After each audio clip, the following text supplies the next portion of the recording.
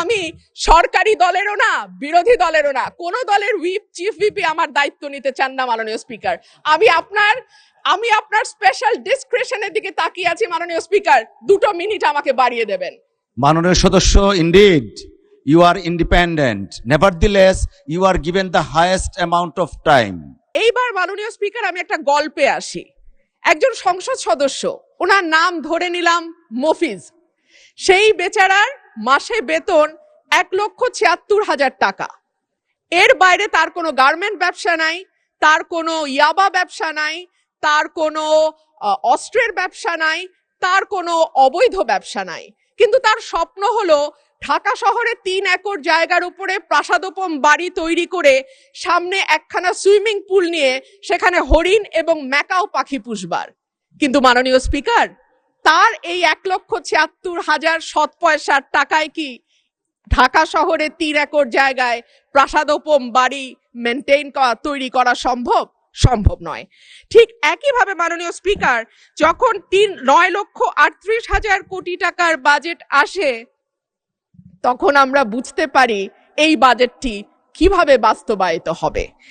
এর মধ্যে মোট আয়ের লক্ষ্যমাত্রা ধরা হয়েছে 6,95,000 কোটি টাকা, ঘাটতি 2,43,000 কোটি টাকা। এনবিআর এর ঘাড়ে দেয়া হয়েছে 6,04,000 কোটি টাকা উত্তোলনের দায়, যেটা মোট আয়ের 86.9%। যদি 2025-26 অর্থ বছরের দিকে তাকাই মাননীয় স্পিকার, আমরা দেখব এপ্রিল পর্যন্ত 3,26,000 কোটি টাকার বেশি এনবিআর আদায় করতে পারে নাই। সেই এনবিআর কে যদি আমরা 3 লক্ষের দ্বিগুণ 6 লক্ষ কোটি টাকা আদায়ের দায় চাপিয়ে দেই, এনবিআর এর পক্ষে কি করে সেটা আদায় করা সম্ভব আমার মাথায় ঢুকে না। তাহলে যে 2,43,000 কোটি টাকার ঘাটতি বাজেট, এনবিআর যদি 6 লক্ষ কোটি টাকা তুলতে না পারে কর হিসেবে, সেই ঘাটতি আরো বাড়বে। আর ঘাটতি মেটানোর রাস্তা আছে মাত্র 2টা। এক হলো দেশের ব্যাংক থেকে ঋণ নেয়া, 2 হচ্ছে বিদেশ থেকে ঋণ বা অনুদান নেয়া। দেশের ব্যাংকিং খাত থেকে ঋণের লক্ষ্যমাত্রা ধরা হয়েছে 1,12,000 কোটি টাকা। এনবিআর তার লক্ষ্যমাত্রা পূরণে ব্যর্থ হলে ঘাটতি বাড়ার সাথে সাথে ব্যাংক খাত থেকে ঋণ নেয়ার পরিমাণও বাড়বে। আর সরকার যখন ব্যাংকিং খাত থেকে ঋণ নেয় মাননীয় স্পিকার, যাদের অর্থনীতির ব্যাপারে ন্যূনতম ধারণা আছে তারা সকলেই বুঝতে পারবে যে তখন ব্যক্তি খাতে ঋণের পরিমাণ অটোমেটিক্যালি কমে যায়। 25শে নভেম্বর 2025 প্রথম আলোর খবর বলছে, বিনিয়োগে এতটা মন্দাবস্থা আগে দেখেনি বাংলাদেশ। জ্বালানি সংকট, আর্থিক খাতের দুরবস্থা, উচ্চ সুদ হার, উচ্চ মূল্যস্ফীতির সাথে যুক্ত হওয়া অস্থিরতা ও অনিশ্চয়তা সবকিছুই ভূমিকা রেখেছে। অথচ অর্থনীতি যে গর্তে পড়েছে, সেখান থেকে তুলবার জন্য বিনিয়োগ ছাড়া সরকারের হাতে আর কোনো রাস্তা নাই। অর্থমন্ত্রী নিজেও সেটা উপলব্ধি করে বলেছেন, আমরা ঋণ নির্ভর বাজেট থেকে ধীরে ধীরে বিনিয়োগ নির্ভর অর্থনীতির দিকে যেতে চাই। কিন্তু বিনিয়োগের জন্য যে পরিবেশ দরকার, তার কতটা বাংলাদেশ এনশিওর করতে পারছে? গ্যাস এবং বিদ্যুতের দুষ্প্রাপ্যতা, আমলাতান্ত্রিক জটিলতা, অবকাঠামোগত দুর্বলতা, ঋণ প্রাপ্তির সমস্যা, ঋণে উচ্চ সুদ, পুরো বিষয়টিকে এতটাই জটিল করেছে যে ইজ অফ ডুইং বিজনেস বা ব্যবসা সহজীকরণের যেই তালিকা বিশ্ব ব্যাংক প্রকাশ করে, সেখানে 190টা দেশের মধ্যে বাংলাদেশের অবস্থান 168তম। মাননীয় স্পিকার, এটা 2020 সালের পরিসংখ্যান, এরপরে নতুন পরিসংখ্যান পাওয়া যায়নি।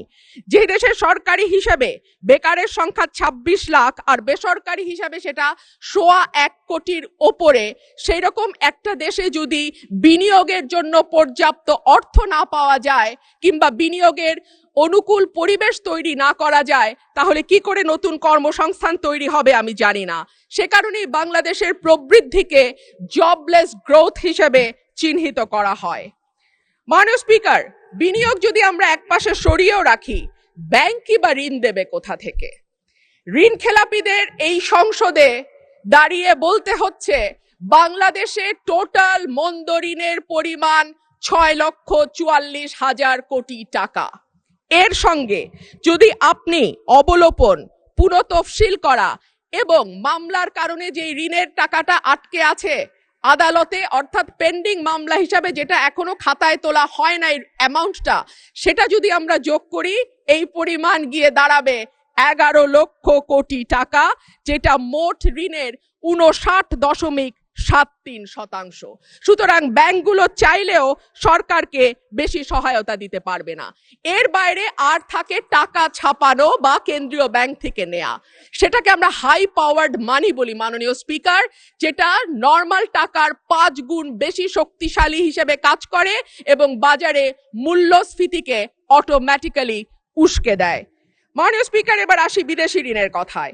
বাংলাদেশে বর্তমান সরকারের বৈদেশিক ঋণের স্থিতি $78 বিলিয়ন, বা আর সরকারি বেসরকারি খাতের মিলিত বৈদেশিক ঋণের পরিমাণ $133 বিলিয়ন, যেখানে টোটাল জিডিপির পরিমাণ $510 বিলিয়ন।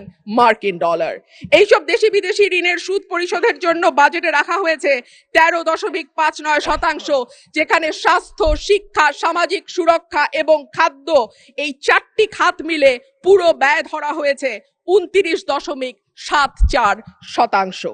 বিশ্বব্যাংক বা IMF যদি ঋণ দেয় তবে নিশ্চিতভাবেই শর্ত হবে কঠিন, তবে ঋণের সুদ হার হবে কম এবং লম্বা সময় ধরে পরিশোধের সুযোগ থাকবে। কিন্তু IMF বা বিশ্বব্যাংক যদি লোন না দেয়, তাহলে মাননীয় স্পিকার, অন্য দেশ থেকে যেমন চীন থেকে যদি আমরা ঋণ নেই, আমাদের সুদের হার হবে উচ্চ এবং দ্রুত সময়ে পরিশোধের চাপ থাকবে। সুতরাং বাজেট ঘাটতি মেটাতে 1,09,000 কোটি টাকার ওপরে যে বৈদেশিক ঋণ আর 1,12,000 কোটি টাকার দেশীয় ব্যাংক খাত থেকে ঋণের যে লক্ষ্যমাত্রা ধরা হয়েছে, সেটা কতটুকু উপযোগী অর্থমন্ত্রী নিশ্চয়ই ভেবে দেখবেন। মাননীয় স্পিকার, উচ্চ মূল্যস্ফীতি, বিনিয়োগের স্থবিরতা, ব্যাংকের তারল্য সংকট, নতুন কর্মসংস্থান তৈরি না হওয়া, জিডিপির প্রবৃদ্ধি 6% থেকে কমতে কমতে 3.49% নেমে আসা, কোনোটাই অর্থনীতিতে ভালো বার্তা দেয় না। আমদানি রপ্তানির হিসাব বলে 2025-26 অর্থ বছরের প্রথম 10 মাসে বাণিজ্য ঘাটতি $22.21 বিলিয়ন, অর্থাৎ আমদানি অনেক বেশি কিন্তু রপ্তানি কম। মাননীয় স্পিকার, এখানে আরেকটা সুখবর অবশ্য আছে সরকারের জন্য। কেন্দ্রীয় ব্যাংকের তথ্য দেখা যায়, জুলাই থেকে এপ্রিল সময়ে বিনিয়োগ বৃদ্ধির অন্যতম প্রধান নিয়ামক মূলধনী যন্ত্রপাতি বা ক্যাপিটাল মেশিনারিজ এর আমদানি বেড়েছে 12.50%। এটি নিঃসন্দেহে বিনিয়োগ বাড়ানোর একটা ভালো ইঙ্গিত। মাননীয় স্পিকার, সরকারি হিসেবে দেশের সার্বিক মূল্যস্ফীতি এখন 10%-এর মতো। করমুক্ত আয় সীমা কিছুটা বাড়িয়ে 3,75,000 টাকা করা হয়েছে।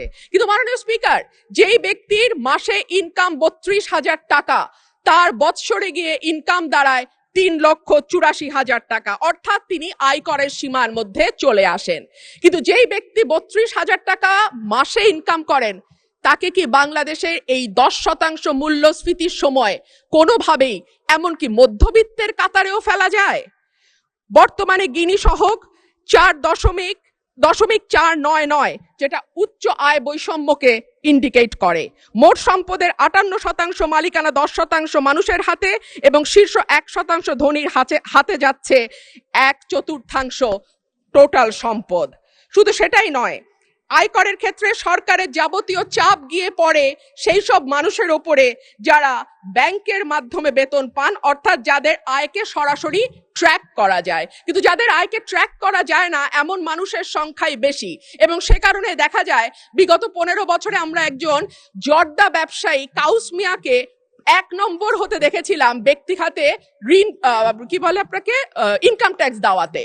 কিন্তু আমরা তো জানি যে বাংলাদেশে ওনার চেয়েও আরো অনেক অনেক অনেক বেশি ধনী ব্যক্তি আছেন, কিন্তু তাদের কাউকে কিন্তু 1 নম্বর করদাতা হিসাবে পাওয়া যায় নাই।